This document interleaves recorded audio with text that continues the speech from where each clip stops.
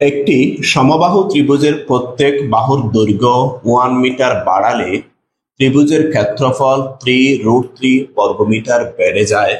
ত্রিভুজের দৈর্ঘ্য কত? এই ম্যাথটি হচ্ছে ত্রিভুজের একটি ম্যাথ। তো সমবাহু ত্রিভুজের কথা যেহেতু বলা হয়েছে, নিশ্চয়ই সমবাহু ত্রিভুজের প্রত্যেকটা বাহুর দৈর্ঘ্য সমান। আমরা প্রতিটি বাহুকে ধরে নিতে পারি। আর আমরা জানি সমবাহু ত্রিভুজের প্রতিটি বাহুর দৈর্ঘ্য যদি হয় তাহলে তার ক্ষেত্রফল হচ্ছে √3/4 স্কয়ার। এখন আগে আমার দৈর্ঘ্য ছিল মিটার, এখন 1 মিটার বেড়ে সেটা হয়েছে a+1। তো আগে দৈর্ঘ্য যেহেতু ছিল, সুতরাং তার ক্ষেত্রফল ছিল √3/4 স্কয়ার।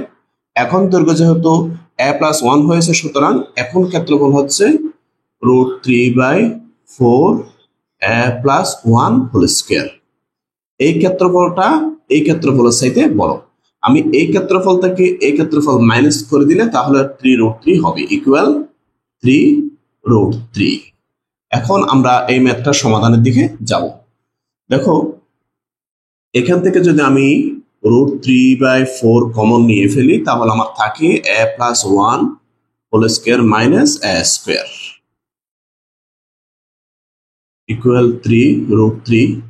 এখন √3 এবং √3 বাদ দিলে এই পাশে থাকে 1/4 আর এই পাশে থাকে 3। তো আমি এই 4টাকে যদি ওই পাশে নিয়ে যাই তাহলে আমার এই পাশে a+1 whole square minus a square, এই 4 এর সাথে এই 3 গুণ হয়ে 3×4 12। এরপর আমরা লিখতে পারি এটা a+1 হোল স্কয়ার বলতে এটা a+b হোল স্কয়ার সূত্র। আমরা লিখতে পারি a স্কয়ার প্লাস 2.a.1। আমি এটা এইভাবে না লিখে সরাসরি 2 লিখলাম, প্লাস 1 স্কয়ার না লিখে আমি সরাসরি 1 লিখলাম, minus a square equal 12। Minus a square plus a square চলে গিয়ে বাকি থাকে 2a+1 ইকুয়াল 12। এর পরের লাইনে আমি 2a ইকুয়াল 12 মাইনাস 1 লিখতে পারি। এর পরের লাইনে 2a সমান 12 থেকে 1 গেলে হয় 11।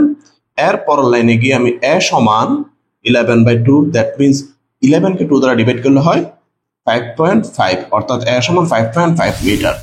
অর্থাৎ এই ত্রিভুজের প্রতিটি বাহুর দৈর্ঘ্য হচ্ছে a সমান 5.5 মিটার। আশা করছি বুঝতে পেরেছেন।